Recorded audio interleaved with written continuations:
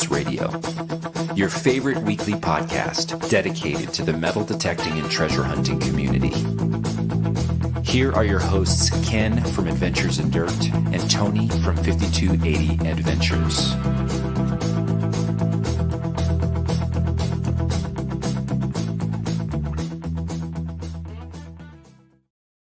Hey everyone, welcome to another Relics Radio. DK here from Adventures in Dirt. I want to welcome everyone to a Thursday night here with us in the new year. Happy New Year 2025. I want to bring in my co-host, you know him as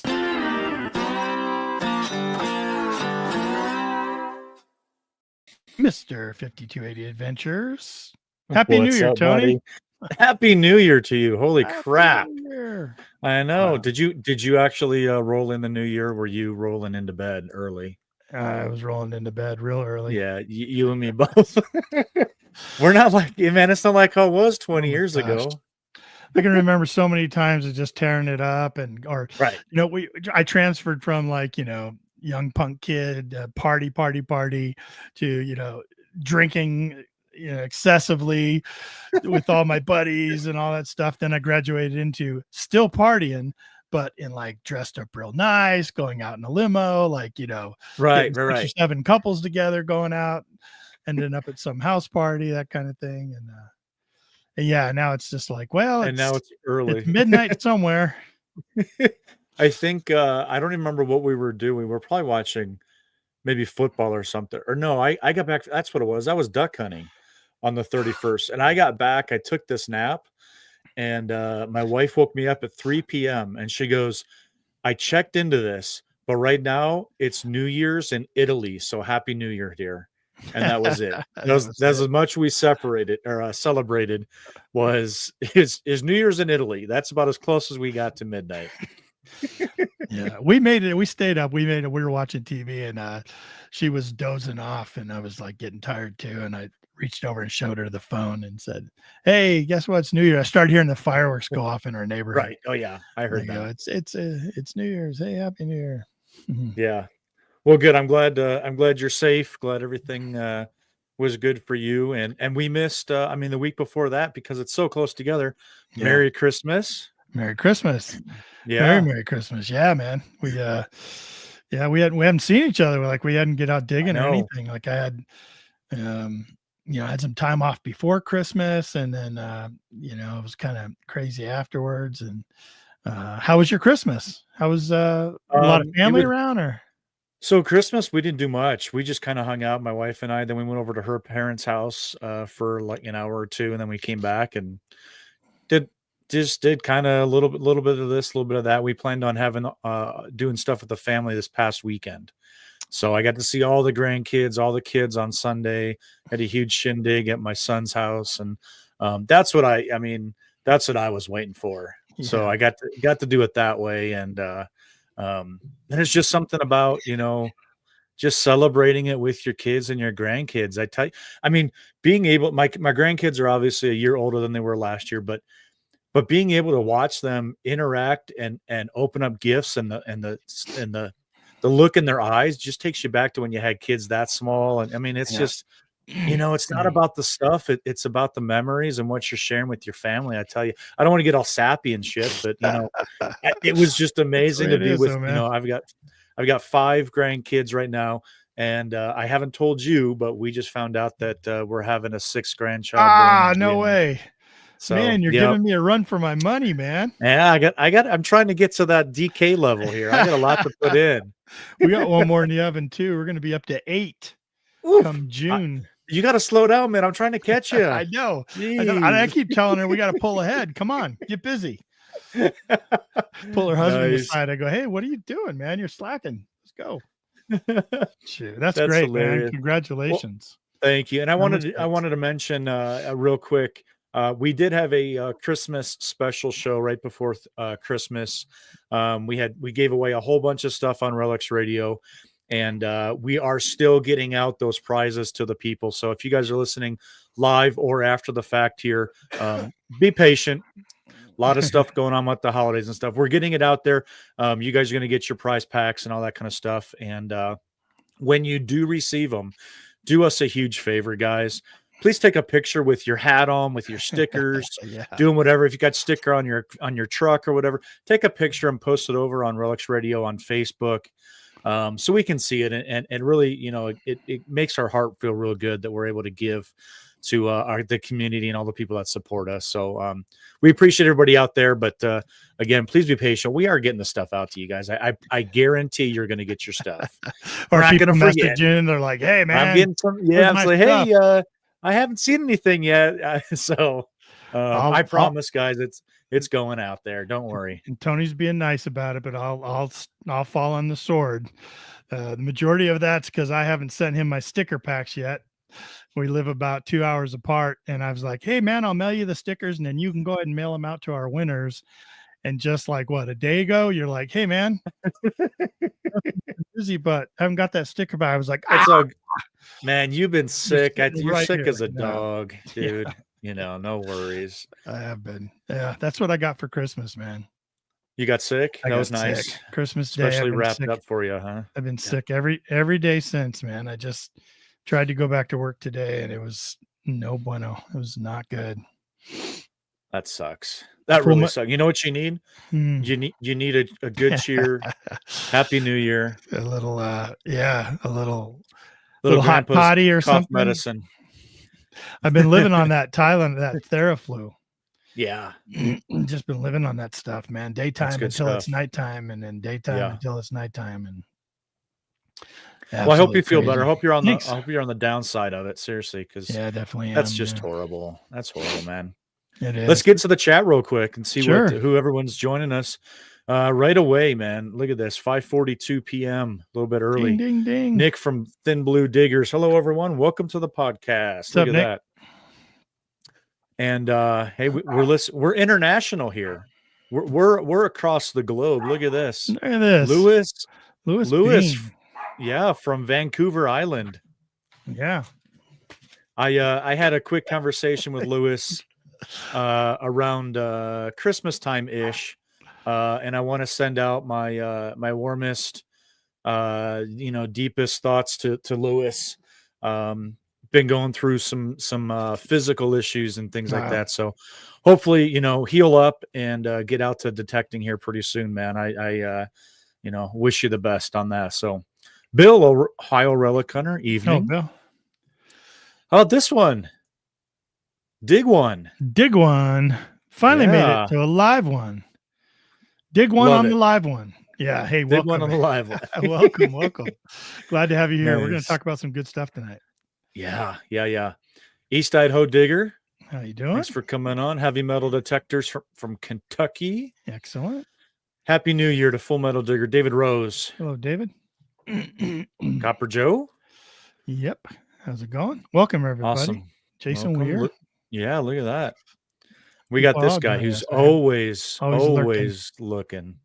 Looking and lurking. Workman's Adventures. Good to see you. Hey, adventure is life. Peekaboo. Peekaboo. And we did want to say hello to Metal Detecting NC. Yes, we did. And thank you for the super chat. Damn, look at that. Thank you, buddy. Amazing. Way to start off 2025. And thank you.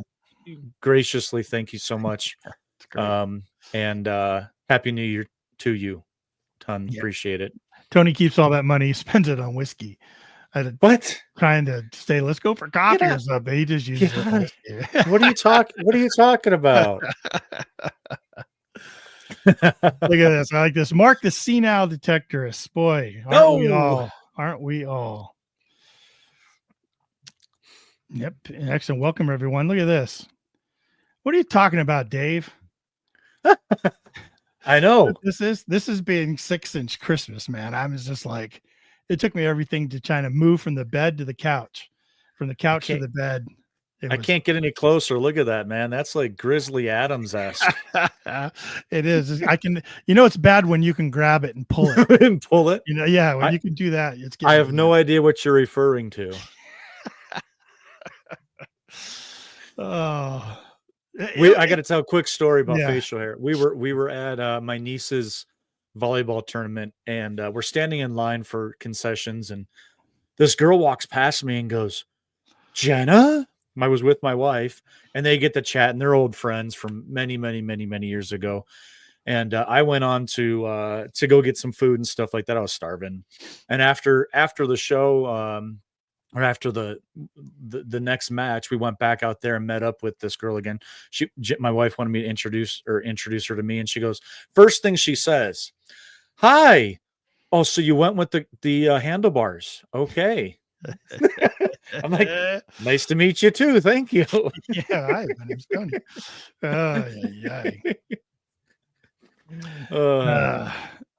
Chris Lazicki in the house. How you doing, Chris? Bells is here.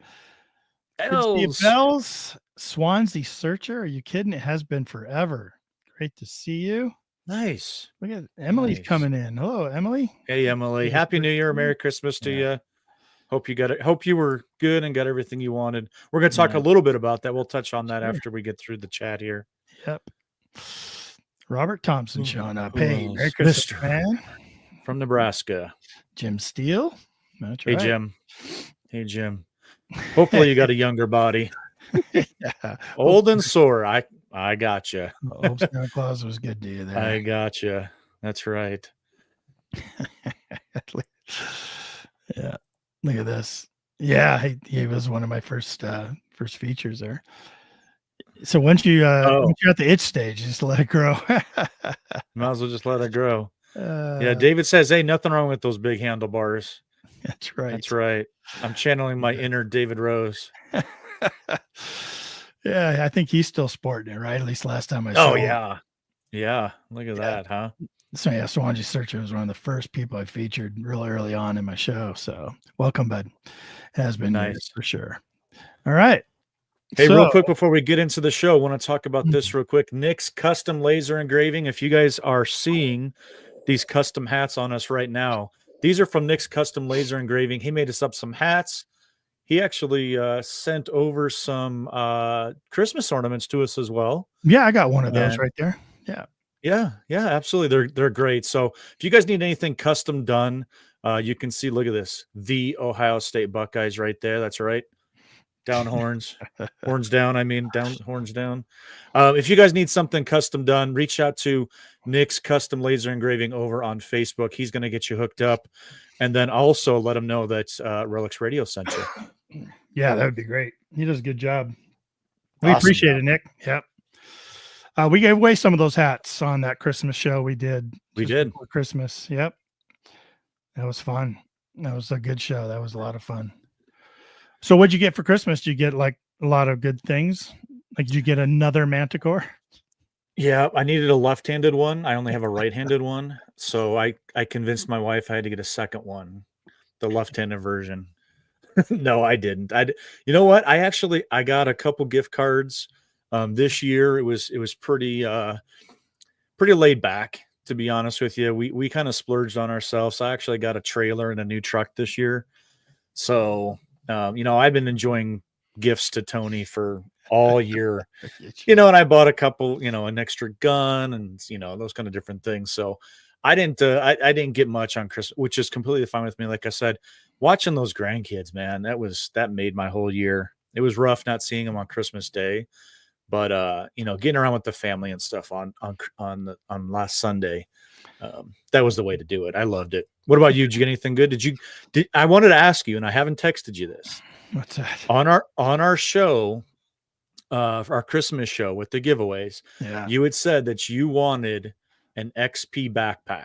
Oh, that's right. That's right. I did. Did you get an XP backpack? I did not. Get an XP backpack, and I'm still having words with her on that. I'm going to make a note. Or him, Santa. I'm still having Santa.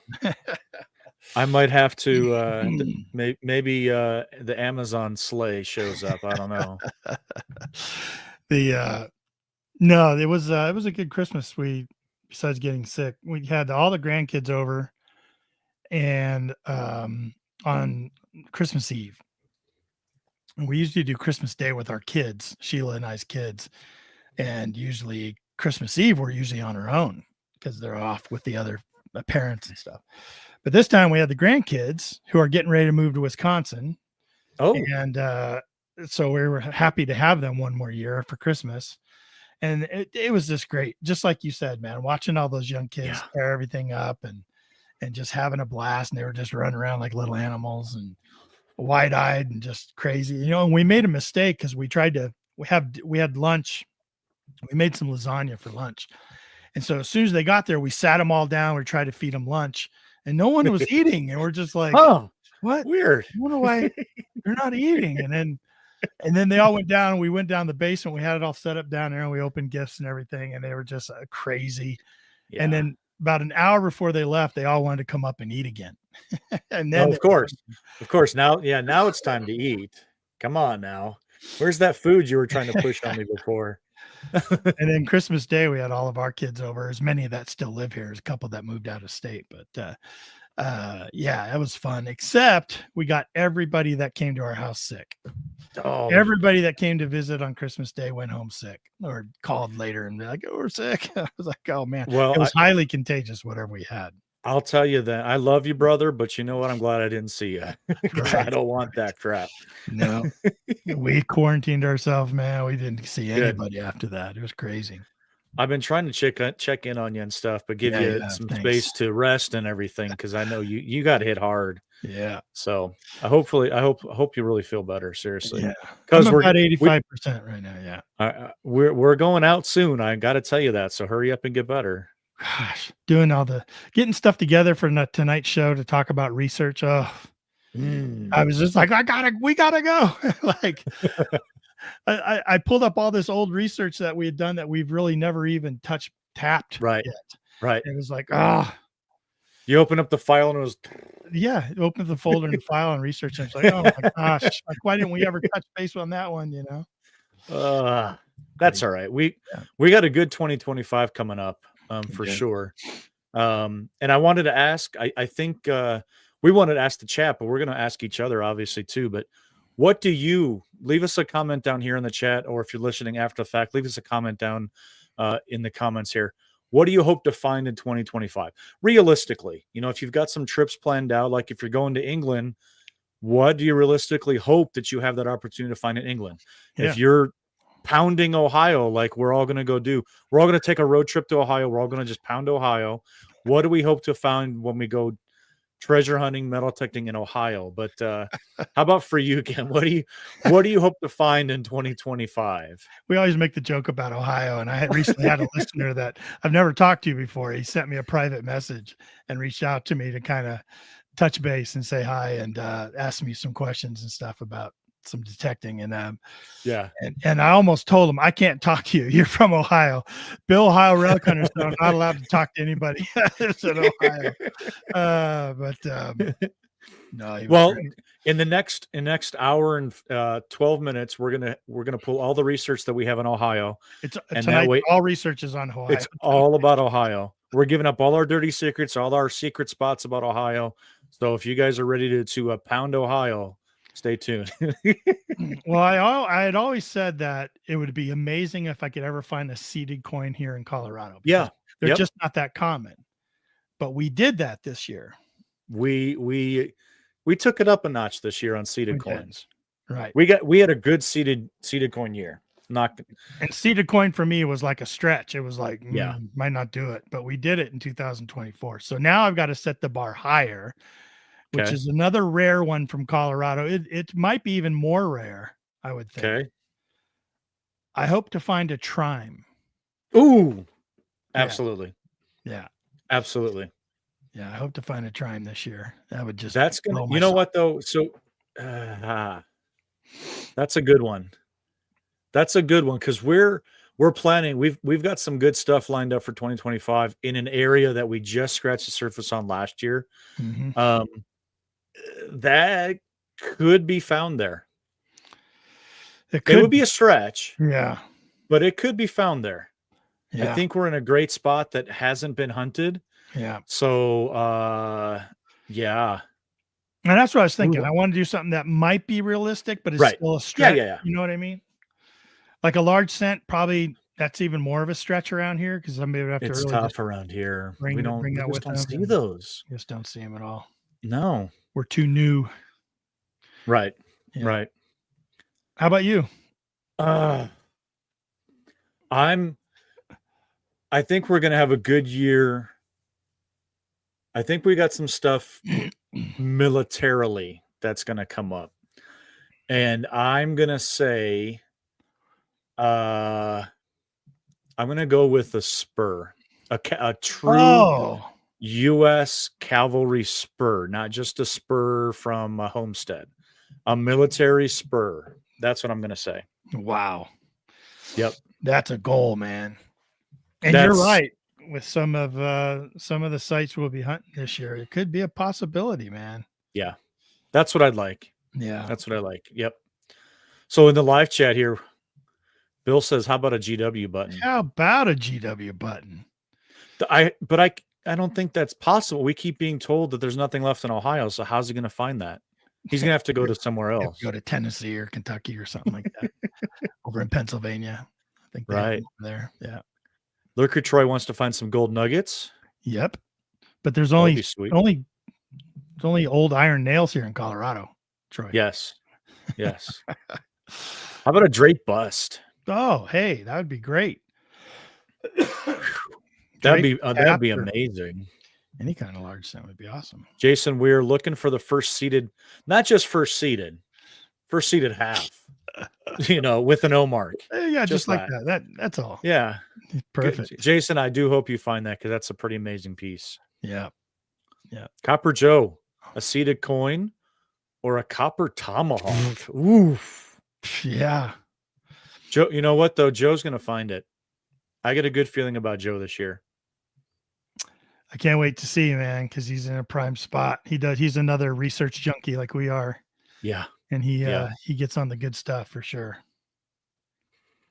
Bill says trimes are tough. Only have one myself.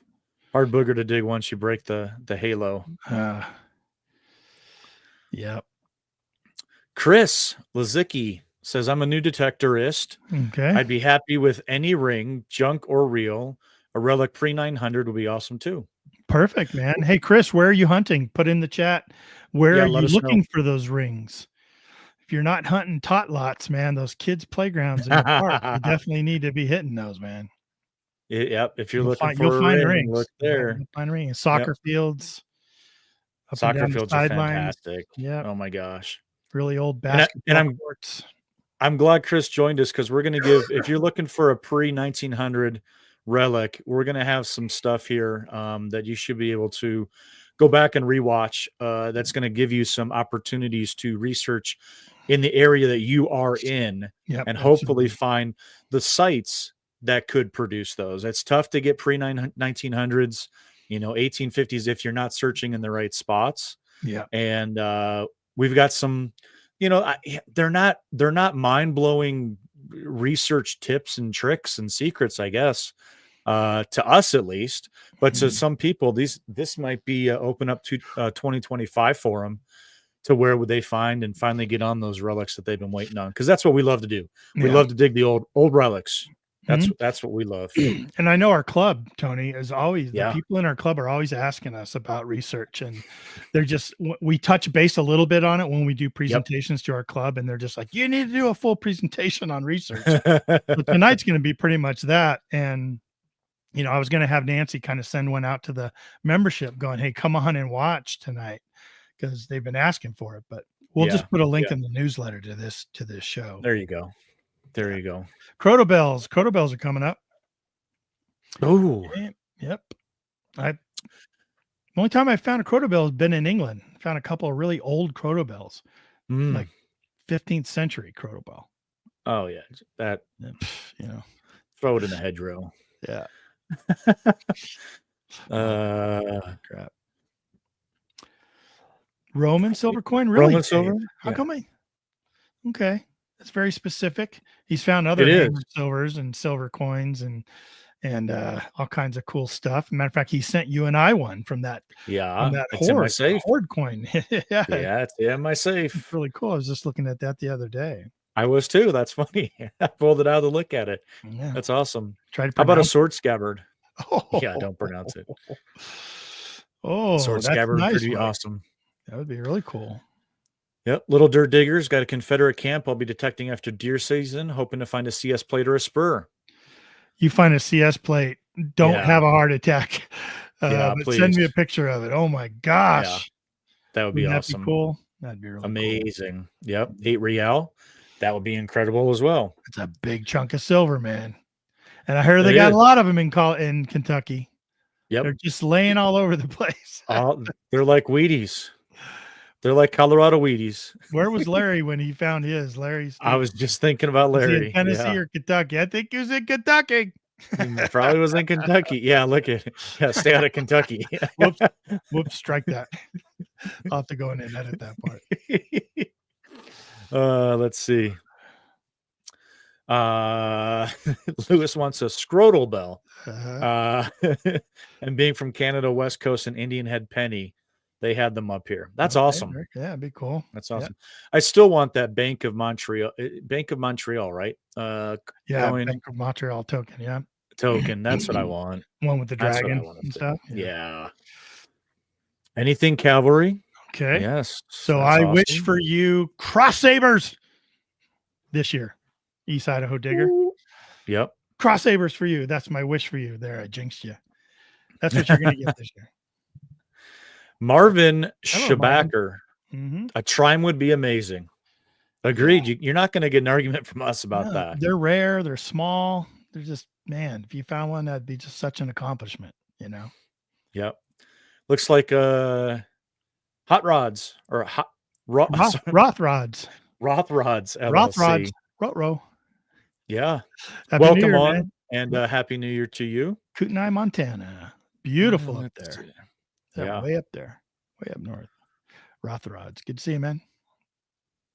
Grandma's baroque. Grandma's baroque. Bill, you got to watch my latest video, man. He actually found Grandma's brooch in it. He did. He did. That's awesome. Yep.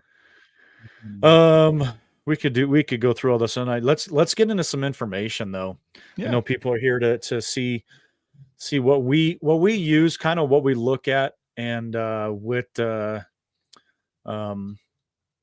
we get a lot of questions. Yeah. You know, I do want to back up though before we go forward. You nailed it when you said, and I forgot the guy that's watching, but wants to find a ring, junk or not. People don't understand. Go to a school, especially here when it's a break time. Go to a school and hunt the damn tot lot. You're going to find jewelry there. You're going to find 925 silver. You're going to find a silver earring. You're going to find some rings. And you're going to find a lot of clad. And the great thing is, do that a couple times every month or so, because it replenishes itself. Yeah. The old stuff, you dig the old stuff out. We're not replenishing the history, but those tot lots, they get replenished every school day with clad and pencil toppers and silver earrings and all those kind of different things. So if you're looking to really find and get on the board with that stuff, it sounds so simple to us, but go to a park, go to after, there's nothing better than those darn soccer fields. Oh my gosh. Up and down that sideline of the soccer field, right where everybody sat. If you want to find jewelry, go to a park, go to a soccer field, go to a tot lot. Yep. Sorry. Even it's Chris Lazicki, and he was just saying that it's hard to find high detailed Canadian maps made before 1960. Historic aerials doesn't work for there.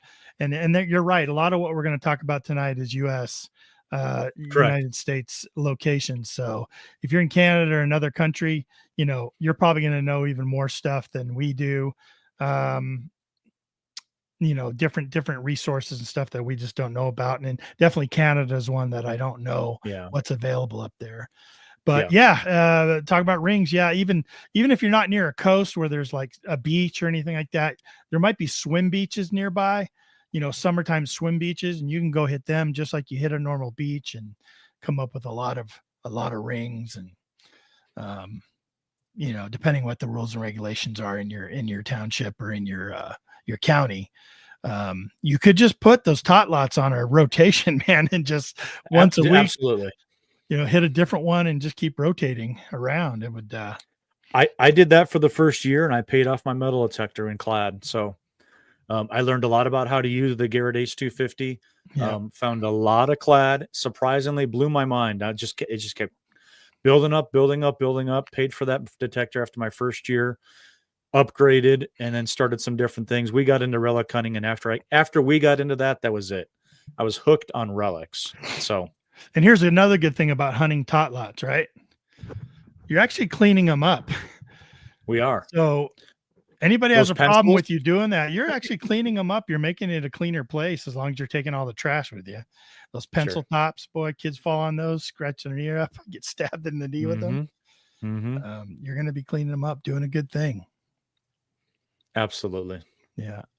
Very cool. All right. What do you want to start? Oh, we got hey, I want to say hi to Don, Detection Connection. Hello, Don, man. Hey, welcome, buddy. I know, it's been a while. Talked to you in a while. Yeah. Good to see you, Don. Is he another one saying stay out of Ohio?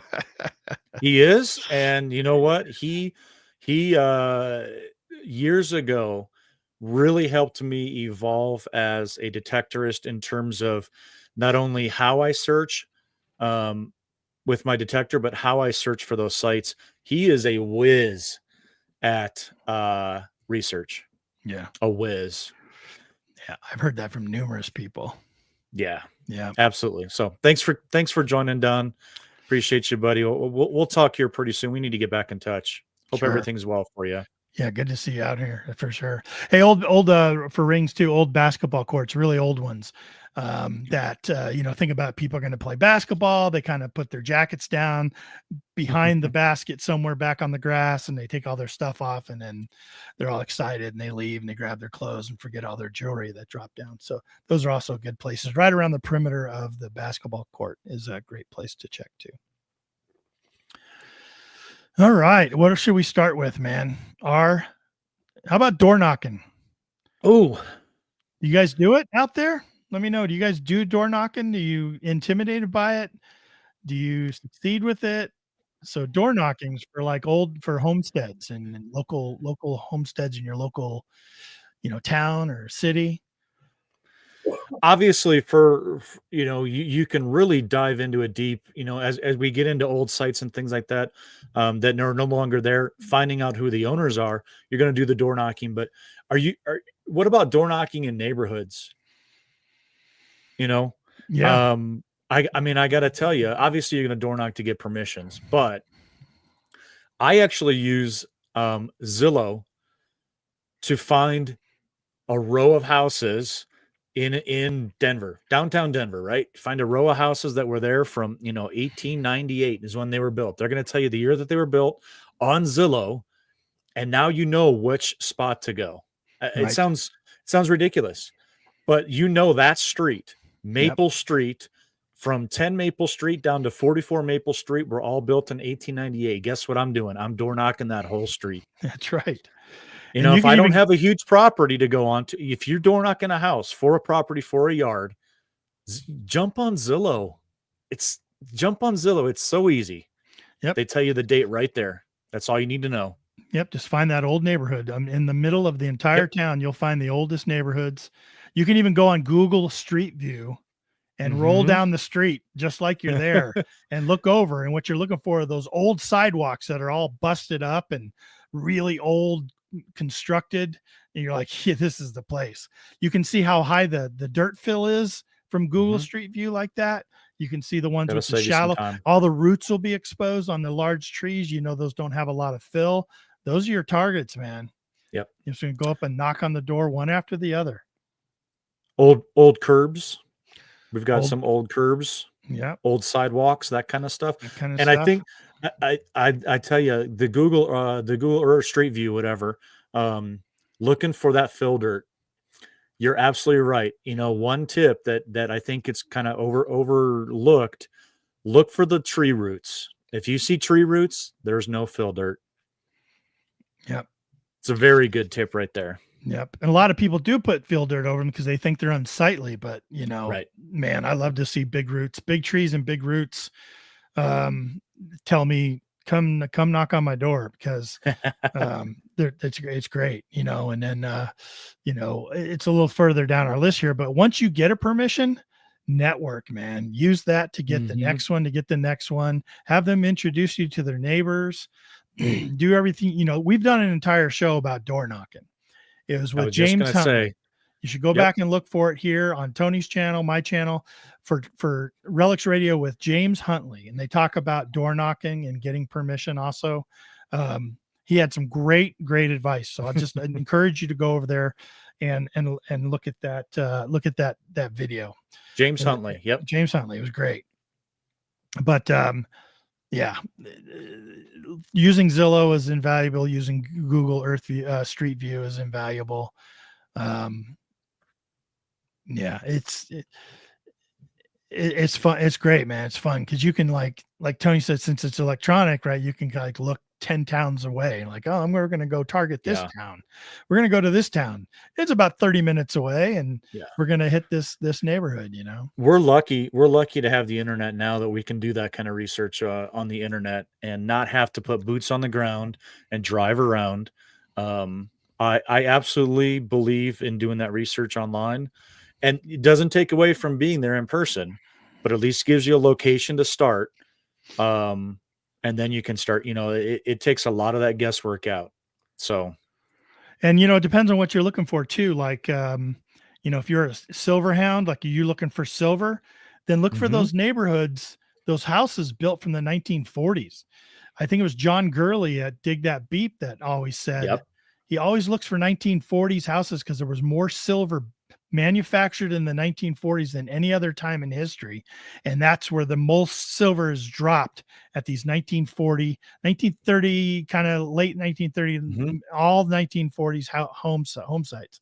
So if you're looking for old relics and stuff, then you're going to want the early 1800s, the late 1800s, or wherever you're at, 1700s, 1800s, if that's what you're looking for. But if you're looking for silver, it's that 1940s era.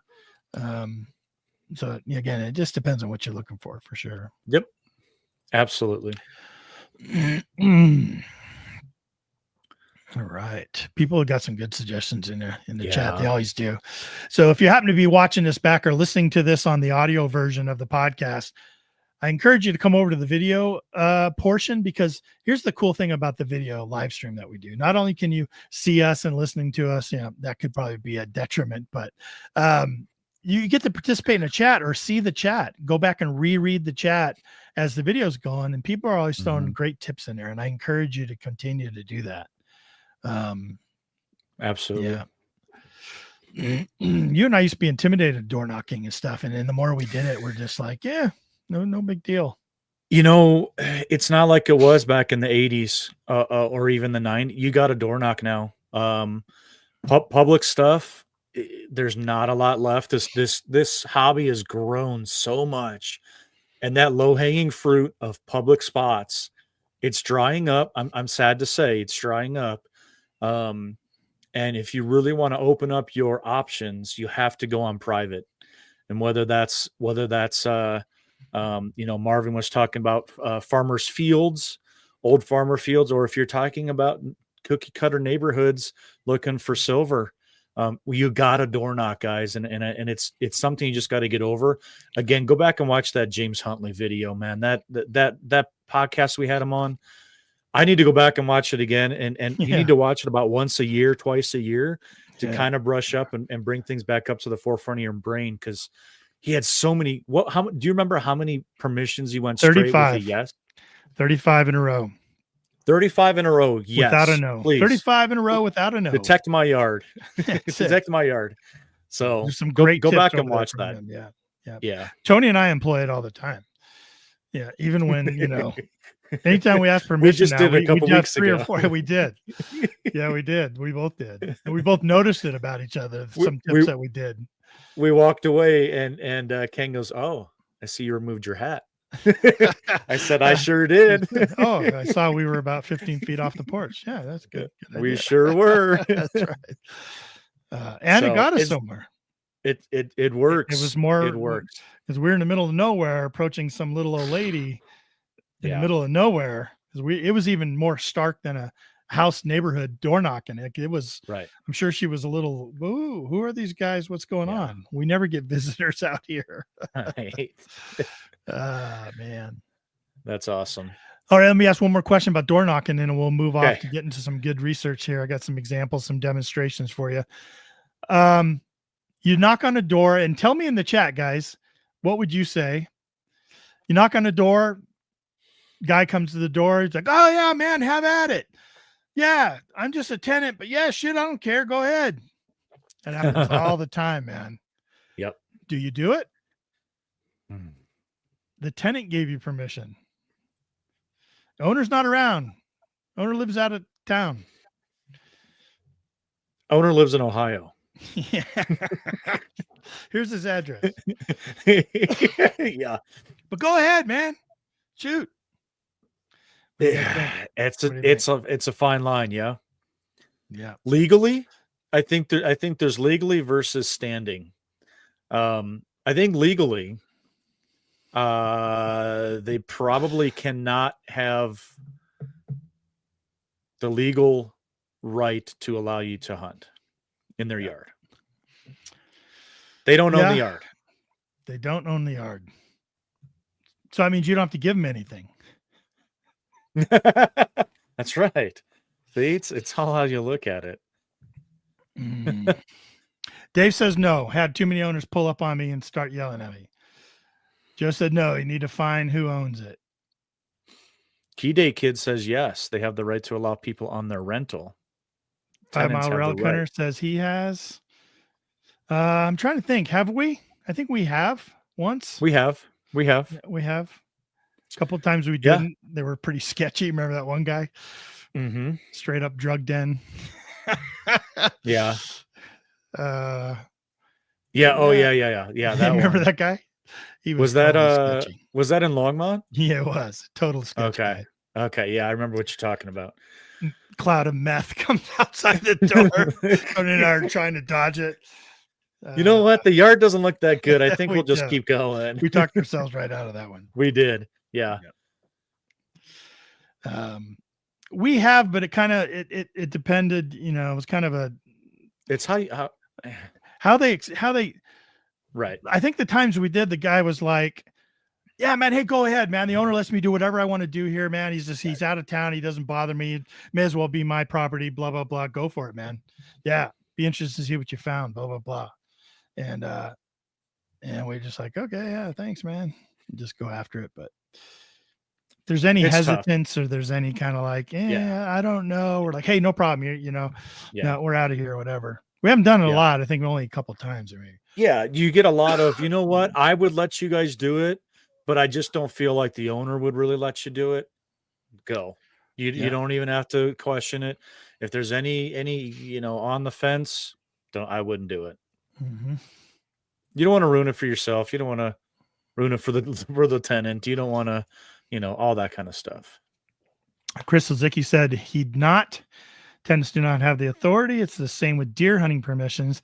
You need to hear it from the landowner. That's 100% accurate. I like that. Digger right above him said he likes to stop at garage sales, yard sales at old houses and then ask them for permission. There you go. There. Two birds with one stone. That's called efficiency, Tim. That's called efficiency. And then buy those jewelry boxes with all the old coins and silver necklaces inside I'll give you $5 for that. Where's my pen? Where's my pen? 5 Mile Relic Hunter. Just great. He said, just slip him a 20. Let me write that one down. I'll have to remember that one. Always keep a 20 on you. Always keep a 20. That's funny, man. Funny. Nice. Keep your sidearm in your vehicle before docking. That's a good tip. Yeah, and I had seen, up higher. And I know we don't want to make this into a door knocking episode, but you don't have to show up with all of your gear. You don't have to show up, again, go back to watch James Huntley. He talks about wearing a collared shirt, taking off your hat, stepping back from the door, giving them my favorite one. And I know we want to move on from this, but my favorite one. Hey, can we kind of go over this for about an hour or two? And just see if we can find something. I love that. Set a time. I love that because they're so uneasy. They want to say yes because they're interested. They want to say no because they don't know you. They don't know how long you're going to be there. Just remove that. Remove that from, hey, listen, we'll just go over this for an hour or two. We'll get up and out of your hair, but we're just really interested in seeing, do you want to see what we find? We'd love to share it with you too. Like all those kind of different things. And you have to get over that initial uneasiness of talking to a stranger, knocking on their door and asking, "Hey, stranger, can I dig holes in your yard?"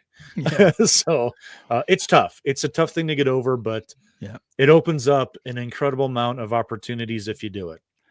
You'd be surprised how cool people you meet, man. Especially, Yeah. we've met some cool landowners, some cool homeowners that were just like, they start giving you a bunch of information. Like the one guy was like, "Oh man, I planted my garden over there last year, and man, I found a bunch of Indian head pennies and all this Right. stuff." You're like, really? Yeah. Key Day Kid says, big smile. Number one thing, have a big smile on your face. Yep. People can connect with that. Yeah. And I definitely think that we've connected more with great landowners, homeowners than we have not. So yeah. Very cool. Well, you want to start getting to it? How many other things we got coming in? People are still chatting. Yeah, I'll keep an eye on that. Offer cookies as a bribe. That's always good. Always bring fruit, pies, cookies, all that stuff. No brownies though. Not here in Colorado. Now we're screwed. We're screwed. Oh, what's this? Damn it!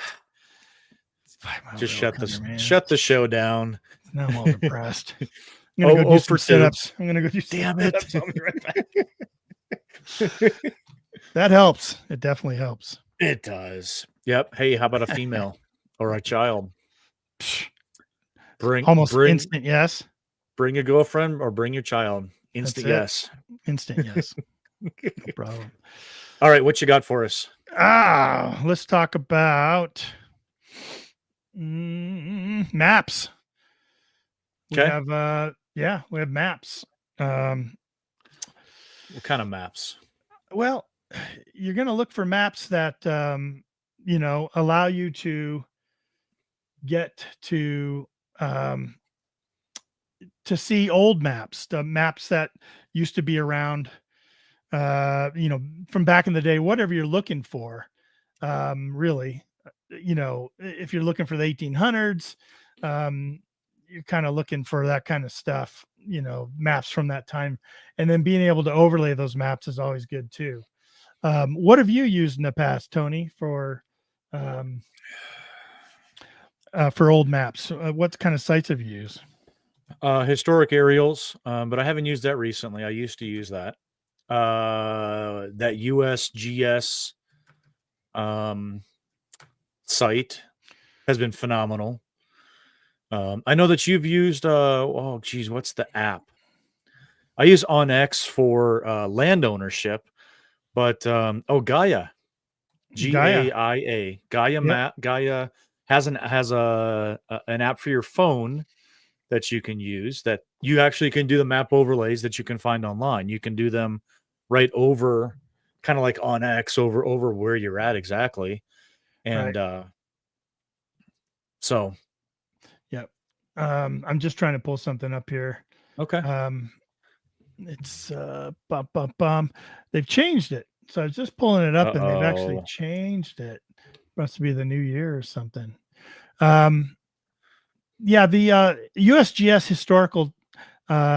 historical map is one that is I use all the time, and basically, so it is. Let me see. I'm going to share my screen here. Let me get over this. And I just want to mention real quick, Bill said lidar is up and coming. We're actually going to talk about some lidar stuff. So we are. Agree that it is up and coming. It's going to be an incredible resource that I think we're barely scratching the surface on. And we're going to actually show you why it is so good. Yeah, I've got some examples in a demonstration. Example. Yeah. We'll kind of go for that, show you some sites to go to.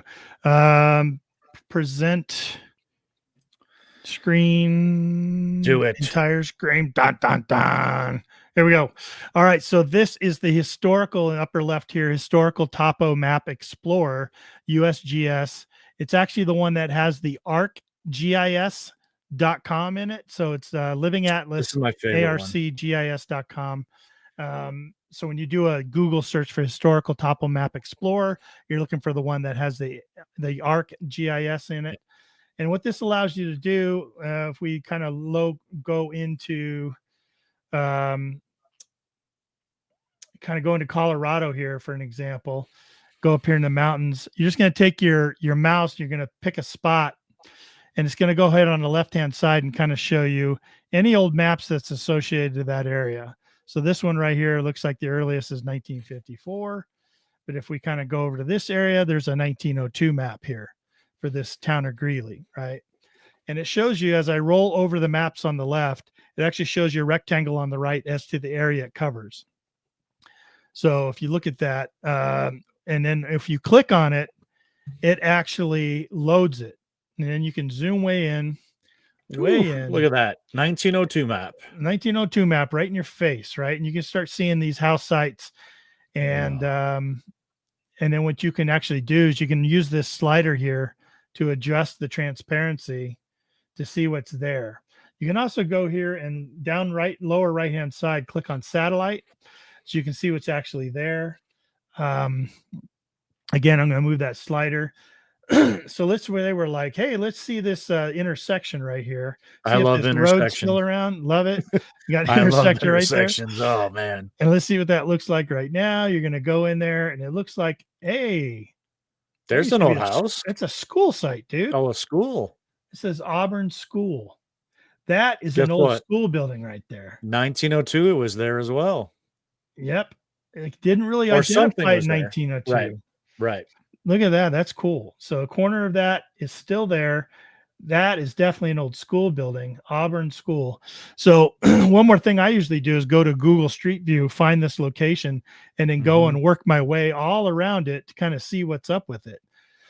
So that would be a good target. I would make note of that.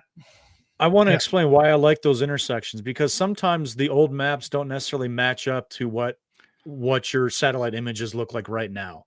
But if you're at a four-way intersection and that's on the northeast corner, guess what? Even if that road doesn't line up, 100% it was right at that intersection right there. So, right. And that's a good example. This is a good example. That's a fantastic example. Those don't exactly line up.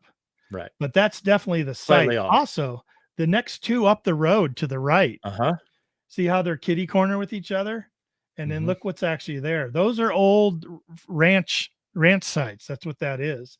Those are those black dots, I guarantee you, because of the way they're diagonal with each other. Sure. And so then you start kind of getting an idea of kind look of to the north there too. How the scale is off. Right to the north, there's one. That site right there in the north. Yeah. Yep. So you can just start doing the overlay and making a little map. I'm going to show you Gaia GPS here in a minute, and it takes this entire process and takes it to another level in that it allows you to put waypoints on it, tracking. You can have directions. You can do all that stuff. Directions when you're on foot, even. So when you're out there, it kind of directs you via GPS. You can also take this one down here on this information. Bend right here. You can take this information and actually go over to Zillow. And I know I'm doubling back on Zillow, but look at Zillow and see, it's going to tell you when those houses, if there are houses, old farms or whatever, when those houses were built for those old farms. That's right. So I know it's on 1902, but it could be an 1870s house farm that's right there. And we don't have maps that go back that far for Colorado per se. Right. But yeah. Holy crap. All of a sudden now you're like, no, that becomes your number one for that location all of a sudden. Yeah. Because if it's on the 1902 map, chances are it was around in probably 1890s probably. Right. And then the thing I love seeing is when you do this research and then you don't see a house on the satellite. You're like, ooh, the houses used to be there and it's no longer there. What about down underneath the S there on the river? On the river. Ooh, there we go. Look at that. So this was a river there. I don't know if it's a river or canal. Because they did have canals back then. It may be a canal. You can kind of follow the contour there and see, but it looks like that field. There may have been a structure in that field. Right. Because that orange line right there kind of follows this kind of trajectory right there. So yeah, kind of in this area right there, it looks like there was definitely could be something there in that area. Could be. And so with those large fields. Oh, what is that? Looks like maybe there's some oil rig or some kind Okay. of oil works Okay. there. But I'd be But those interested to large look fields around. generally going to be owned by a farmer, one landowner, or an LLC type of thing. Yep. And we've had good luck saying, hey, listen, out in the middle of this field over the closest intersection, do you mind if we just kind of swing our metal detectors and go look for some old stuff? What are they going to say? They don't have they don't have plants. They don't have anything planted in there, and they don't have any livestock in there. What do they give a rip if you're going to go push around some dirt? A lot of times They're old ranches probably and not. old farms like this, they're also on site, so the landowner to this could be in that house right there. You know what I mean? So it makes going and approaching a landowner really easy, unless it's an Yes. LLC or stuff. And we'll talk about that in a minute, but Yep. yeah, this is just one tool online for looking at old maps. Again, it gives you kind of target areas you can go to. You talked about historical aerials. That kind of looks like this, historical aerials. I used to use this a lot. This was pretty popular a couple years ago. Yeah. And I believe we have found some better sites. Yeah. But if you want access to some maps, historic aerials is pretty good. But I have found that they don't necessarily always have older maps. No, they don't. They have some topos sometimes that go back. This is 1915. I like the thing I do like about historical aerials, they have aerial photographs of like the 50s. And so you can actually see a photograph of that site if you're questioning where was it located. If they've got the actual aerial, I mean, back in the 50s, man, they were flying over and taking pictures of everything because that was all new technology. It was. So they were taking a lot of pictures, and they have that on historic aerial. So I do like that feature. Yeah. It's I love it too, and it really helped me kind of with one site. There was a nearby me. There was a World War II prisoner of war camp, believe it or not, where they sort of Rommel's campaign. They brought soldiers from that here all the way here to Colorado, and there's nothing there now except a farm field. But there's this road that kind of goes there that they use as a farmer's road, and I was able to overlay the imagery that they took because they tore it down in 1956. But there was an earlier 1949 aerial imagery of this camp, and I was able to overlay it with the current trend, the current satellite image and see exactly where the building sat. That road was actually kind of outlined there, and it kind of went through the middle of camp. And oh man, it just lays it right out to me. The picture is not going to lie. The hand-drawn maps, they can be off, obviously, but a photograph from that time is not going to lie. You're going to see where those buildings are, and I love that example because it's picture it's picture perfect. It is. I mean, it shows you exactly what was there. I mean, look at that. You can get pretty close to see that that's a barn, or you know what I mean. Like gets pretty close. So historic aerials, not as viable as it used to be, but definitely because of the aerial photos, it's really gret. Love it. I know there's other places you can get aerial photos that don't have the stamp on it and stuff, but it's still pretty good one for sure. That's what the Wright brothers were doing, right? That's why they invented the airplane, so they can take pictures. That's right. Okay. You can get over to, let me see what else we have on our list here. Old trail maps, you know what I mean? Like old trail maps, Sanborn fire insurance maps. You guys wouldn't know those are. This is a Sanborn fire insurance map. So you can find these SANBORNE Sanborn fire insurance maps. They got around all these little towns. These are like back in the late 1800s. Yeah, they would do sort of maps that look like this.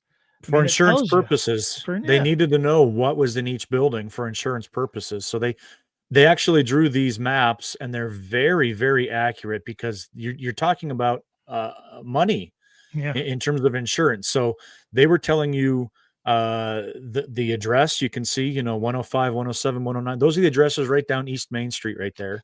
Yep. With the building, what was in the building, What I really like is kind of looking back and going, oh my gosh, there was an old hotel.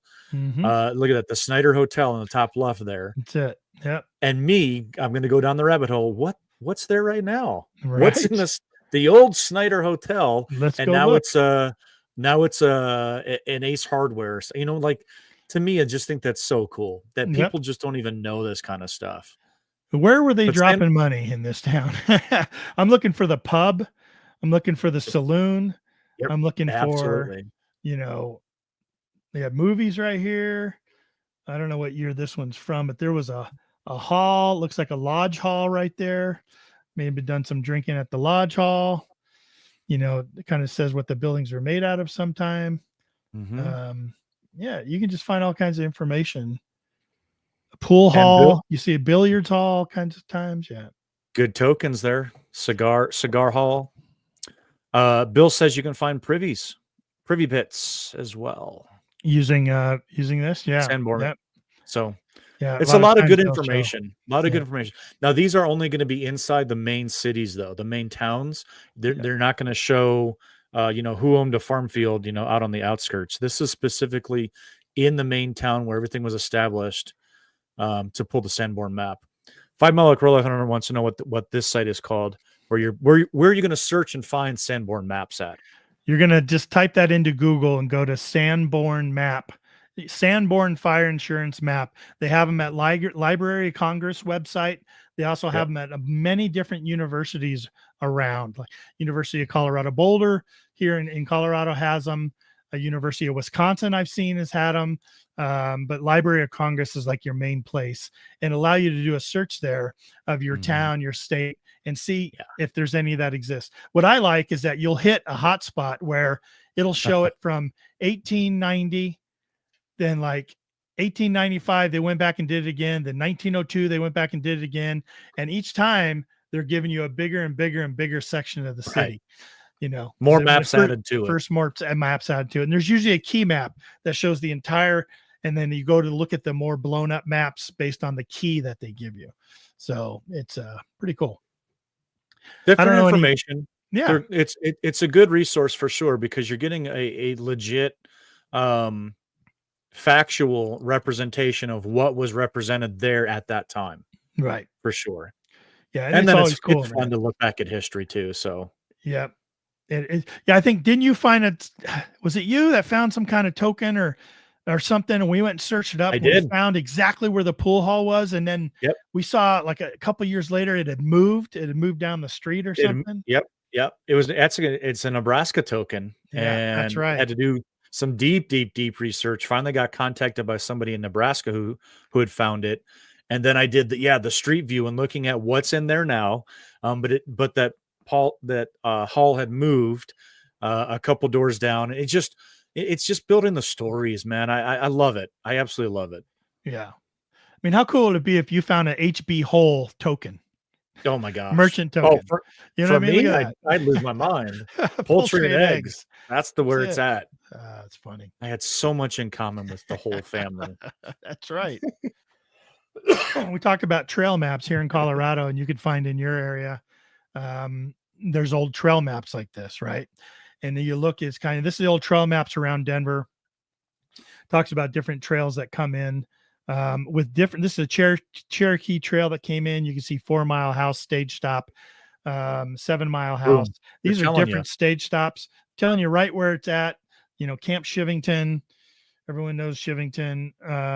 And you can just go back. It gives you some years here. You can use this and try to research further. These aren't always to scale, but every 20 miles or so, you had a stage station usually along the trail. So these are also informational because, if you're trying to find stopping points and you have stage stations that are 40 miles apart, then look in between there for some kind of like fresh spring, some natural spring. And you have a good opportunity to try to find a stopping point for military, cavalries, stuff like that come through there, or pioneers that use these old stage trail systems. And a lot of them been around since Native American times, at least here in Colorado. So yeah, it's a good thing to try to find if you can. I know we're lucky here in Colorado that these have been produced. It's really led to a lot of Yeah. cool stuff.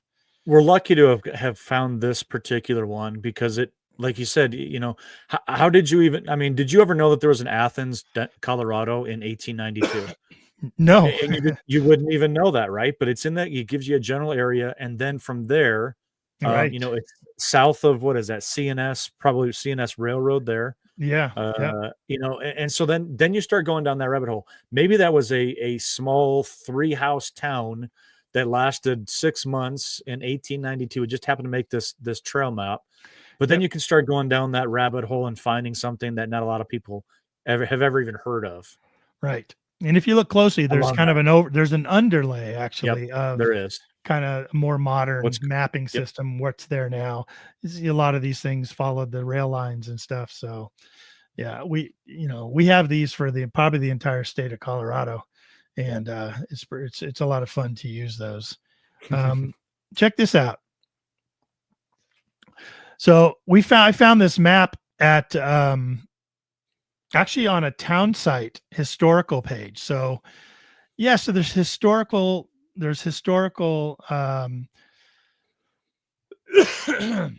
historical societies and places like that you can go to, and sometimes you can find old maps like this. Sometimes in local museums in your town, they'll have old maps like this.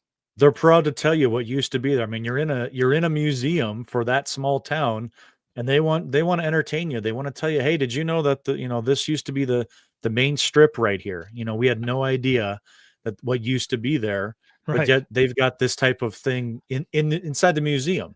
Right. I got to tell you real quick. I went to the museum down south of me here. I took a picture of every picture with the description, because they tell you this was the Thompson homestead located at such and such. I took a picture of every picture and every map they had in the museum. I walked out with 264 pictures of things that I can further research now that they were telling me used to be here, where it is, and then it's not there right now. Yeah. Talk about just a golden plate. Just when I saw this map and saw the concentration of stuff, I was like, I mean, look at that. You have a fraternity hall, pool hall, candy store, barbershop, blacksmith shop, across from a mill, from a grocery, from a bank, huh? Zoom in, yeah. Get in there close. Look at that. Yeah. I mean, there's a log cabin home, a grocery, a bank, a meat market. Yeah. And we're talking 1870s, 1902, late 1870s, 1880s, homes all around the place. But this was like Rodeo Drive right there, the 1800s, late 1800s. That was it. Yep. That was the main place. And you think money got dropped around there? And so you took it over to a map. I took it over to a map, located it. The road's still the same, really the same thing. Identified it in blue, that main strip. There's stuff right across the street. And then what I was able to do is go to the county assessor's page and find out this information in the upper left-hand side. The actual owner of that property is outlined. The property boundaries are outlined in red. So our little blue box right there, that's the guy. He becomes our new best friend. This guy right here. And it kind of gave, all the information about the owner, where he was located. Turns out he is in that location right there. So go up and knock on the door, see if you can get permission to that. You could also do the same thing for all these other locations on the other side of the street, across the street. It's just tons of opportunity right here in this little town. They have a historical society, so anything you find, I'm sure they'd be love to talk to you about. And to be able to get to the owner's information, let me see here. We found, while you're looking for that, we we found essentially a stagecoach stop in a neighborhood just like that we pulled out our best seeded coin year last year. Yep. Because just of a situation exactly like that. The house that's currently there sits way back off the road. All of those houses on that entire street sit back off the road. But if there was a stagecoach stop on that road back in the 1850s, and all the houses now sit off the road, guess what? All the way down that entire road was the travelers, the buggies, everything stopped on the road right there by that stagecoach station and adjacent to it. dude, you need to hammer it right there. Yeah, and Tim said, get in that water. You're absolutely right. I didn't show you that on the photo, but it was a swim beach for years since Sure. like the early 20s. It was a swim lagoon. Like there's tons of stuff in that water for sure, 100%. So this is the county of Boulder County, is a county near us here in Colorado. Boulder County property search GIS, again, map site to where all the property boundaries are outlined in yellow. You can click on it. It brings up the owner information, contact, where they're located. So you can go contact them. And that's exactly what I did to be able to get that information right there. Yep. This is exactly the way it came up. So we put all that together to be able to know how to contact the owners. And it works out pretty well. County assessors online, or I also use, if we're out in the middle of nowhere, I use OnX. OnX, right. Yep. And I'm going to go on X. Yeah, on X. And I use that. It's a hunting, not a treasure hunting, but a large game, small game hunting. It essentially just gives you boundaries and then the owners. Yep. And so does this. This is very similar. It's the one I use. Tony uses OnX. I use Gaia GPS. I have this loaded, so I'm going to go ahead and walk you through a quick demonstration. I'm going to go through this quick. I love this. I'm going to go through this quick so you guys can reference later and pause and rewind if you like. But this is no secret. This is a place in Longmont, Colorado that I used to live in. I was doing some research. So what I have up right now, these layers, is I have a historical topo. So what I did is I went to the Gaia GPS and I was able to, same as that historical USGS site, searched my area, found an area, started drilling in, looked at what layers I can add, because down here you can add map layers down in the bottom. They give you some suggestions. I found a 1900s map. I found a 1930s map. So right now I have the 1930 map overlay laid up and prominent on the screen. And I saw these two church sites, church or school sites. Sometimes those crosses can mean either. Sometimes it's a flag for a school. But I thought, ooh, look how close they are together. I didn't know anything about this Swede Lakes. So I started doing some research. Turns out these are Swedish immigrants. This is a Swedish church. But how Swedish is that? They make some great meatballs. Ba-dum. So it has a layer feature over here that you can, I have a satellite image layer that's popped up, so I can actually go down and reveal the satellite image. So if you look to where those churches are, you have one right here, kind of in line with the top of this lake, and then this one over here. And as you pull out on a corner, so that would be this location here and this location here. So what I would do is with that pulled up, I would do something like that. Like I would create a target list and then also go back and, make one with that. I'm like, look at all those targets that are possibilities. Right. And if I go back to Gaia GPS, what this allows me to do is, transition in and out of the satellite, image. And then also what you can do is you can say, okay, that's pretty cool.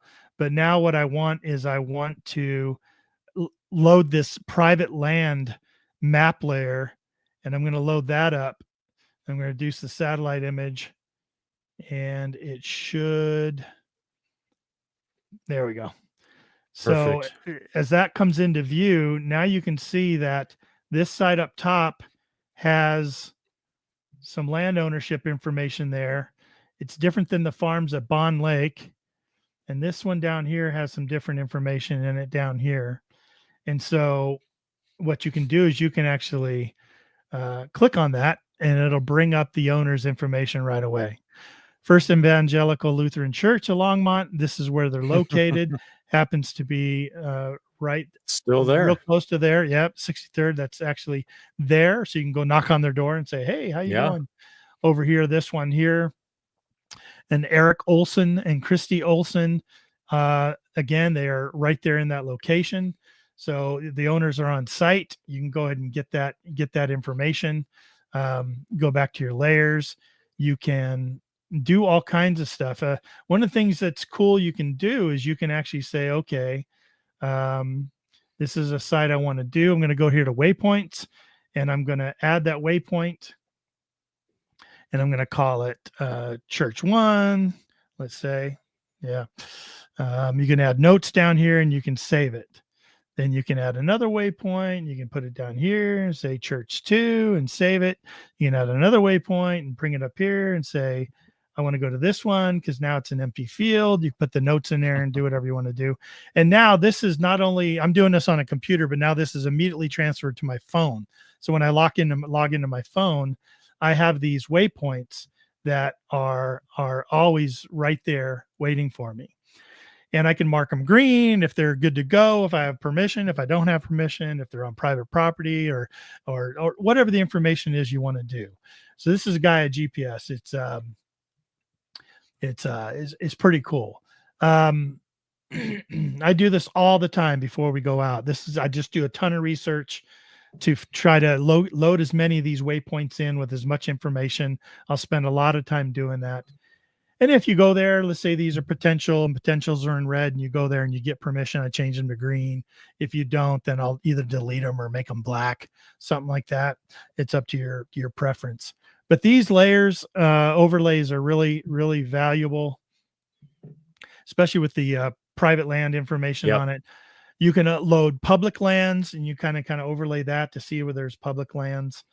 I just love to have all that information, all three information, historical overlays, satellite imagery, and ownership information, all at your fingertips right there. It's just great. Because all you can do is great site. Yeah, you just go there and you just look at all the dots and start going around and pulling back and seeing what's there now and try to find the ones that like maybe don't have anything there. Like, oh, there used to be a house right there next to that bend in that river. I'm definitely going to check that out. Oh, and the owner happens to be in that house right there. You know what I mean? So it's definitely a cool thing for sure. Question in from the live chat right now. Yes. You're talking about Gaia. Yeah. Is it a free site? It for the majority of it is. So Gaia is free unless you want to use some of its premium features. So if you look here at my layers, the private land overlay was a premium feature. And I forget what it costs now. I think it's pretty minimal. Like a year. $60, isn't it? Yeah, for a year. And for a year subscription to it. Pretty minimal. But like the Topo 1930 and Topo 1900 were included, the satellites included. Like the majority of what I use this for, adding waypoints is included. It's just the premiums are the overlay. And there's some other stuff it can do also for overlay. Like you can do you can do a route, right? So let's say out in the middle of nowhere and you want to do a route and you want to say, I want to go from that point to that point, to this point, to this point. It'll set that route and then tell you like how much distance it is. Like that's half a mile right there between those 2 points. So if do I really want to walk out a half a mile to that home site from this road? No. Yes. Okay. Half a mile. Cool. A mile and a half, maybe not cool. It allows you to do all kinds of stuff like that. Tells you about the elevation change. It has so much I don't use. It's crazy. Right. It definitely has so much. There's a lot in there. There's a lot in there. Yeah. But great for hunting, like, game hunting. I love that you can do the research at home during work hours. Wink, wink. And then it transfers. Wink, wink. If people do that, I don't know anybody that does, but if you did, you can do it on your laptop, you can do it on your desktop. And then when you sign into the app on your phone, when you're out in the field, it transfers all that information right to your phone. You've got it right in your hand. And it's fantastic because it's all right there. And all the research that you did, it just transfers over. It's fantastic. Right. It's a great site. It is a great site. All right. 20 after. Let's get to some lidar. Yes. Good? Yes, lidar. Let's do some lidar. Okay. This is the good stuff here right here. Yep. Here's what I use for lidar. For simple lidar, USGS, apps.nationalmap.gov/viewer. So again, pause the video, write this down. You'll go back, you're going to do this. Same thing as the USGS historical viewer. You now have this map viewer that has these layers up here that have some lidar aspects to them. And I'm going to go over that with you here in a minute. So you can kind of go in we're in Colorado here, and go in and find a spot. You zoom right in, and then you can go to these layers here, and you can get a layer list. And you're going to scroll down, and the one I love to use is this 3DEP elevation hillside stretched. And if you just zoom right in, let's zoom in even more. Oop, a little too much. Once you get too close, it no longer allows you to view that. You can also do a imagery here to go for a satellite view. And then you go to the layers, and then you're going to go down to 3DEP hillside stretched, throw that in, and it's going to bring up lidar of this area. There we go. So now this reveals a little bit of information. You can go in a little closer with the lidar to try to see any kind of any kind of features that may look like some type of structure. Gets rid of a lot of the tree covers, kind of expose some stuff. Again, lidar, like Bill was saying earlier, lidar is going to go, it's still just brushing the scratching the surface. I know Swansea Searcher over across the way has probably a lot more lidar capabilities than we have here, but this is pretty cool for sure. I'm going to show you an example of kind of some things we've used it for to be able to see some stuff. To confirm it. It's a great confirming tool. Yeah. If you're just using it to just search, it's really tough. But if you have a map that's got points like this in the middle of nowhere, as you're going to see here, it really stands out when you're able to confirm it from the lidar map. All right. So this is from Gaia GPS, right? We just showed you the waypoints that we use for Gaia GPS. This is Gaia GPS. We went and did this location, looked at all this stuff. This one rancher has all these home sites on his property. And it's like, oh my gosh. He even has a school on his property, which is this big red dot in the middle. Okay. This red dot in the middle, if I was to show you the overlay, has a school site, an old school site from 1902. Probably earlier than that, because it was on the it was on the 1900 map. So it was around in the 1800s, right? But if you look at this thing, you really can see no evidence of it. It looks like, I don't know, you see that little circular feature there? Maybe that was a spring or something, but no really features. And again, these dots, right? They're not always accurate, but there's just not a lot of features you can see here from the satellite image. You go to the street, it's not street. There's not a four-way stop right there. How are you going to find it out in this field? You want to find some features and some identifying areas where you can go directly out rather than having to swing over a couple acres, right? Wandering out in a field. You're going to actually confirm here with lidar if you can see something that was there, right? To know if, just where it's at. Let's say, what should we do? Hey, we get your permission. You're going to go out there and check it out. We can either start at his place, see if he'll let us drive across his land to get closer to this area. But, maybe it's over here. Right. And you don't want to spend an hour walking around trying to find this location. That's the deal. Sometimes those hand-drawn maps are not 100% accurate. So is it on his property? Is it on the neighboring property? We don't know 100%. Right. Could be over here. Could be down over here.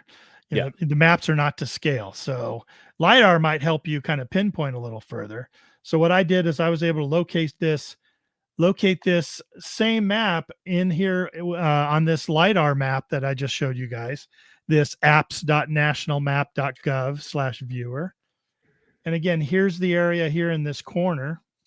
Still no real indication on this imagery, but let's switch, like I said, over here to the 3DEP elevation hillside stretched. And let's see if this changes anything. You see what starts revealing itself? Now you have some indication of either some foundations or a fence or something that was, put in place. But my bet would be that that's where we're heading to look for this school site. I don't see anything to the left. That's probably with some kind of water feature down in here or part of just a bluff, sinking of the bluff. But so without me going to this lidar and looking this up, I would have never seen this kind of ground disturbance to where, yeah, at least now we have a focus. It's going to be quicker for us to get right there and check that area out. We have a lot of confidence there. So now we make that target, instead of red, we make it gold. So we're like, that's golden. Like we've confirmed that that's probably a really good location. But you can see running down that middle line, that's a property divider.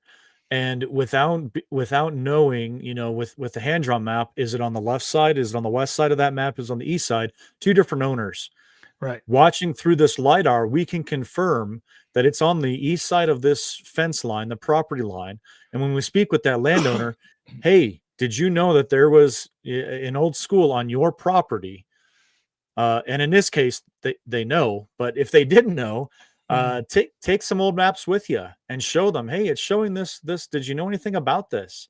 Yeah. And that's going to pique their interest, hopefully, and give you a direction to where you can kind of head out and focus on, for sure. Yeah. Yeah. So again, it's not as, I know there are better lidar maps out there, like really heavy duty ones, and you got to be a scientist to put them together and find a viewer that will work.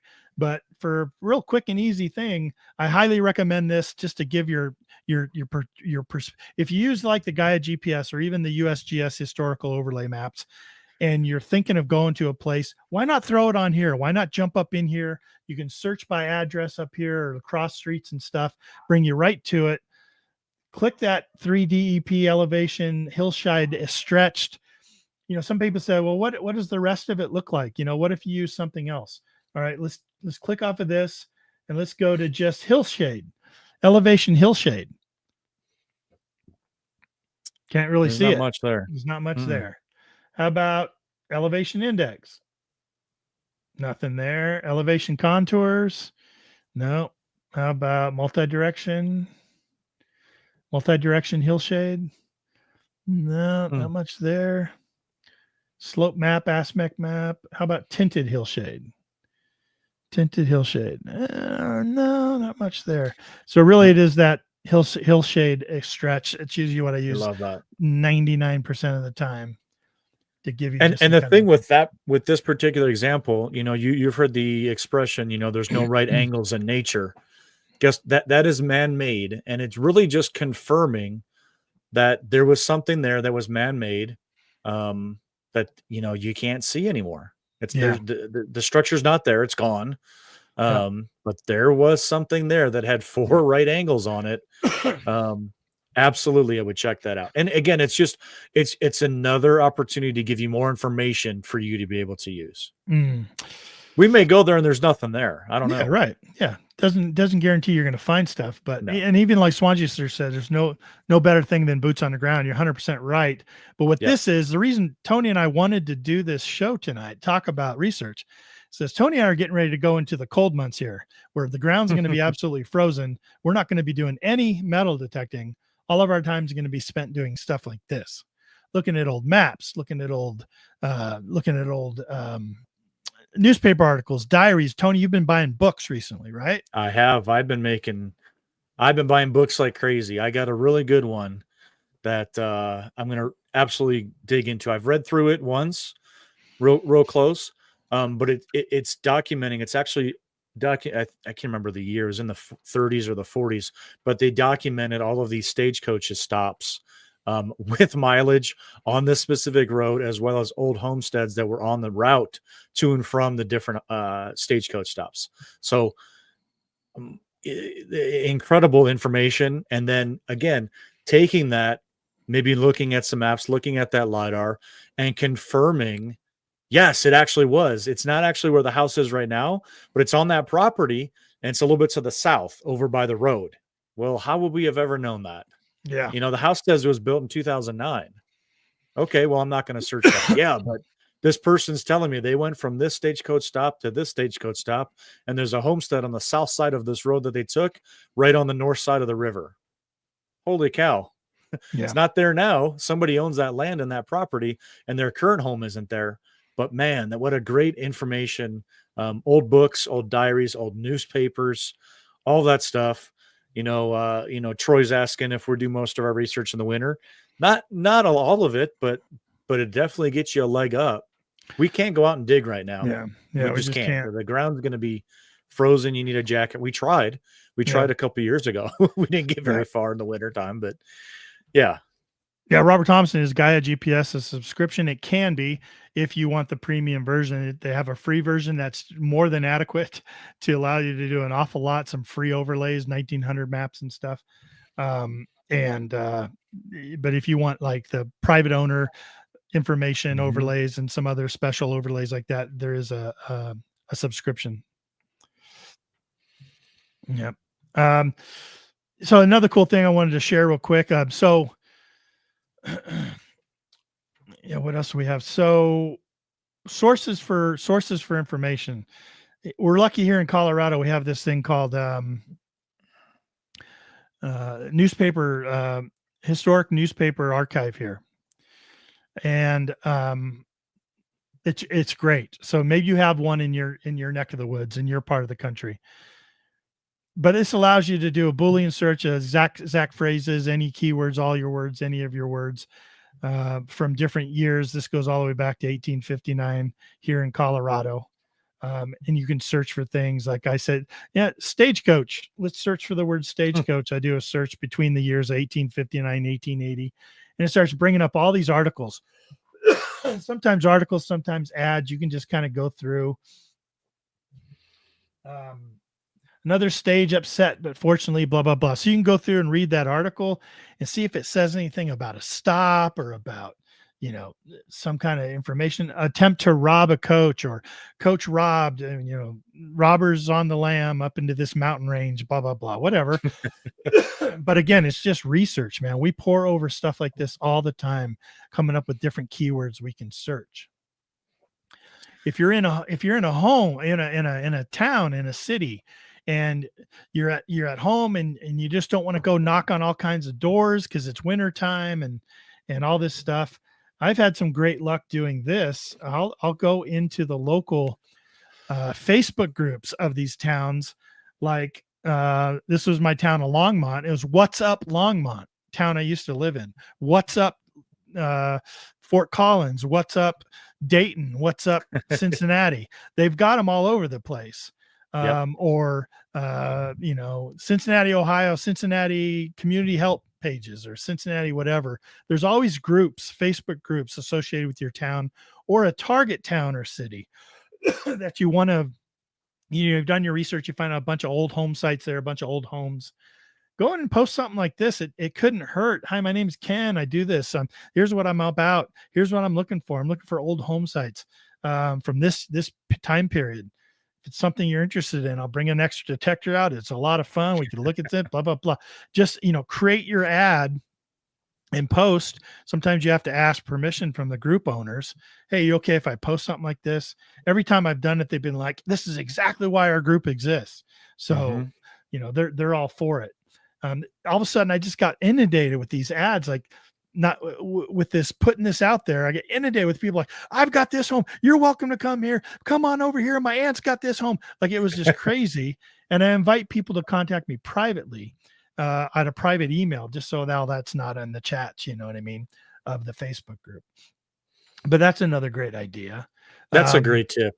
That's worked out pretty well.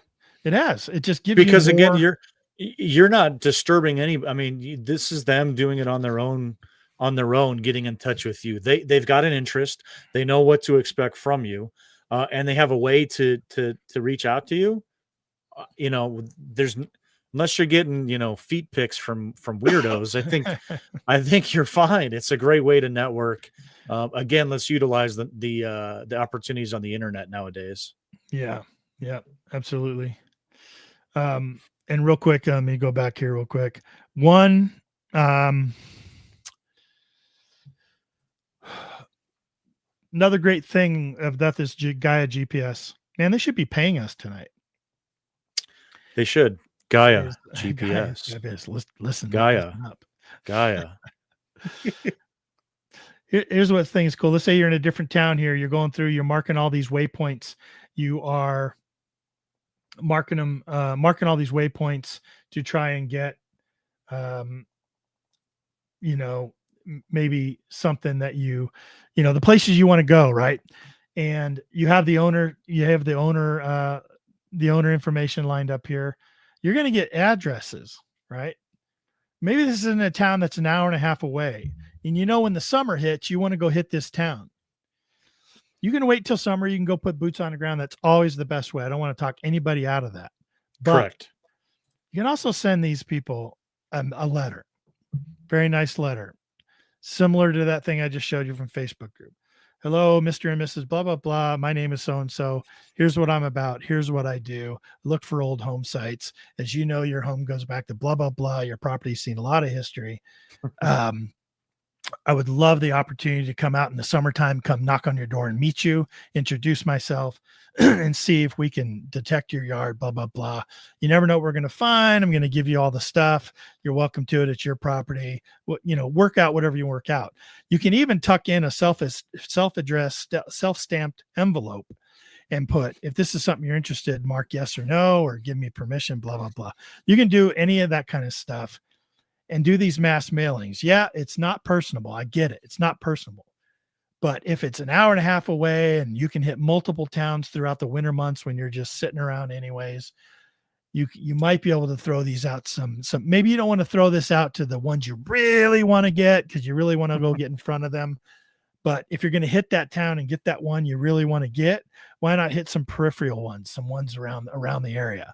That, hey, I'm going to be in town in the summertime, blah, blah, blah. I'll be in your neck of the woods. Here's my contact information. Throw a business card in there, right? We talked about business cards the last time we talked with James Huntley.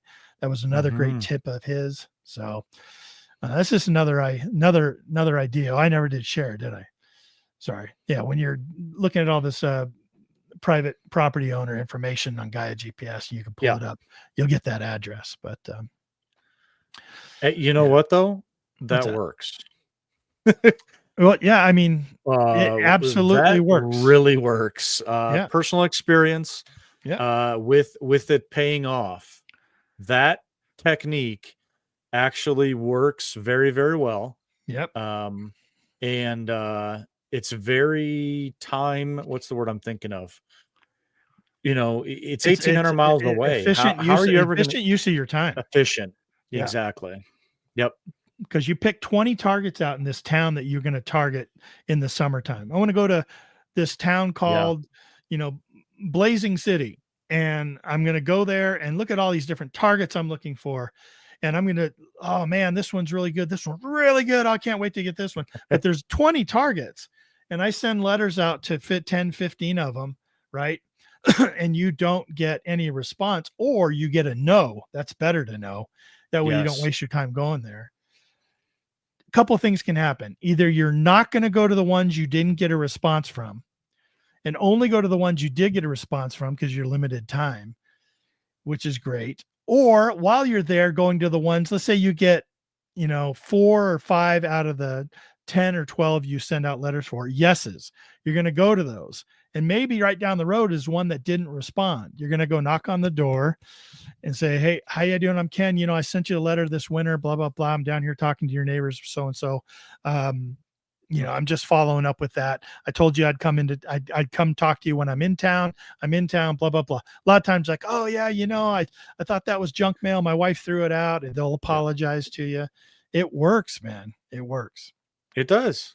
Yep. It's almost a blind introduction. That you almost have an in because you have a connection already. Like you just said, hey, I sent you that letter in the winter.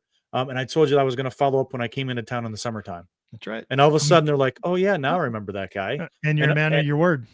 Absolutely. You're respectable. Yep. It's a great, it's a great technique for sure. It is. I think a lot of people, when I tell this to, they're like, oh no, it's impersonal. You always want to be in person. Yeah, you're right. You do always want to be in person. That's better chance of you getting a yes. But we're talking about you're snowed in. You're doing a ton of research during those months. At least Tony and I do. And this is the kind of stuff we do. I know we've gotten plenty of yeses to where like, awesome. And then network those yeses, man. Go out there. Make sure you meet the neighbors. Make sure you ask them, hey, do you know anybody else in town? Go there early and go to the local coffee shop before you go out and go to your yeses, and go in and sit at the coffee bar and chat with these old farmers that are in there having coffee and breakfast. Let them know what you're doing. You'd be amazed at these small towns. As soon as you walk in a coffee shop, everyone's like, who are you? What are you doing here? Cindy and Jeff and I were at some small town here in the mountains, and it was about lunchtime. I didn't pack a lunch, and I'm like, you guys mind if we stop at Subway down here? And they're like, no, that's good. Yeah, I could get some bag of chips or something. And pulled up in there and walked in. I'm looking at the menu like you do. There's this old guy in front of me, and he just like turns around and looks at me. There's a line of people.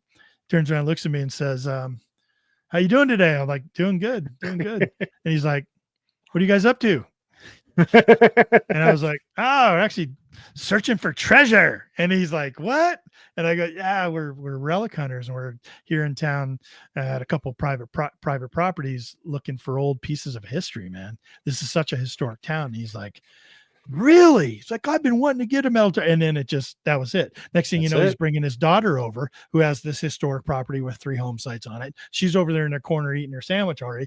I'm coming over. I got to talk to her husband. He's going to introduce me. Like, it's this whole thing. Yeah, he wanted to know what these strangers were doing in town. Right. He'd never seen us before, lived there his whole life. Yeah. And that's what you want. You want those kind of people, man. Yeah. They can tell you the history. He can tell you where the swimming holes were. He can tell you all that stuff. So that's about it. That's what I got tonight. That's a good show. We had lots of positive chat going on in the live chat over here. Lots of ideas. I tried to pop up a couple of them.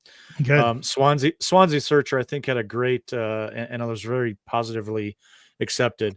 Shadow boxes in the small town libraries. With your contact info. And they did mention people love seeing history, not reading about it. So you can show some pictures, you can show some relics. And I believe I'm actually going to try that. I have a library right on the corner from me who have these large display boxes. Just go in there, inquire, how can I display some things? I mean, I've seen everything from Cabbage Patch Kids to Lego displays to, why can't you put in a relic display and say, I live in the area, I'm looking for old places, I love history, hit me up. Exactly. So exactly. It's you know what though? It's not going to hurt you. You can only get something positive from that. Yep.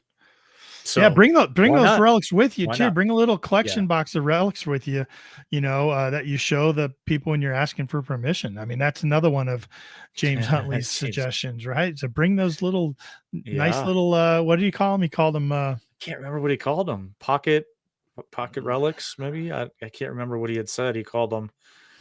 But something to show people. Yeah. Listen, this is what I've got. I've got these 4 items. Let me tell you about this Indian head penny right here. Yeah. I've never even heard of an Indian head penny. What is that? Tell me more about that. You're drawing them in, Yeah. They can't fathom what you could find. You know what I mean? No. It's great stuff. And again, they love seeing history, not reading or hearing about it. So show it to them. That's right. Good stuff, man. Again, doesn't hurt. We could do another hour on stuff. I know we zipped through it. Yeah, we talk about LLCs and trust corporations, developers, like these people that show. We could go on and on about that, but we need to end it. I need to get upstairs and cook my wife some dinner. I'm sure she's like, where are you at? That's usually our thing. I usually do the show, then I get off the podcast and go upstairs and cook dinner usually. All right. Yep.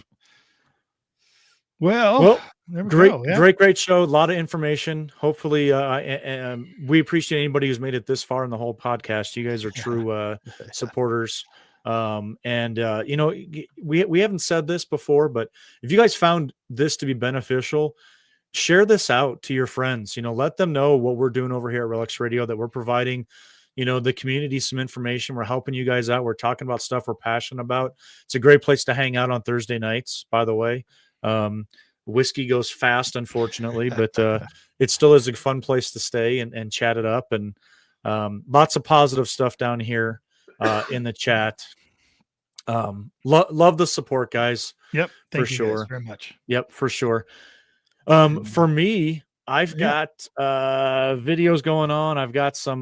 Maybe you have you heard about this thing called Trivia with 5280? It's on Sunday nights. Yeah, it's on Sunday nights. It's about history. It's about metal detecting. It's a trivia show. We have a great time. It's all live.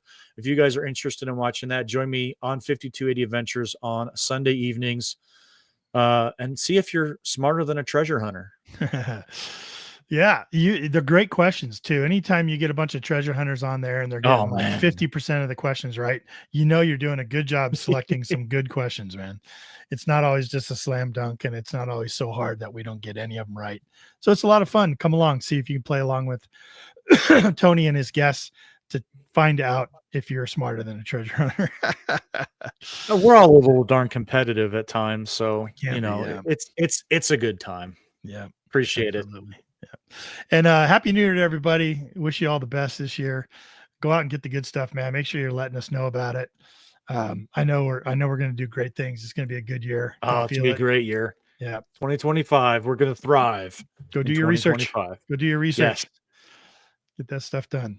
If you get any other tips, make sure you let Tony and I know down in the comments or shoot us an email. You can find us out there on social media all over the place. Send us your tips too. That'd be great. We'll probably do another show like this here as we get closer to the spring. Awesome. We'll see you next week. Yeah.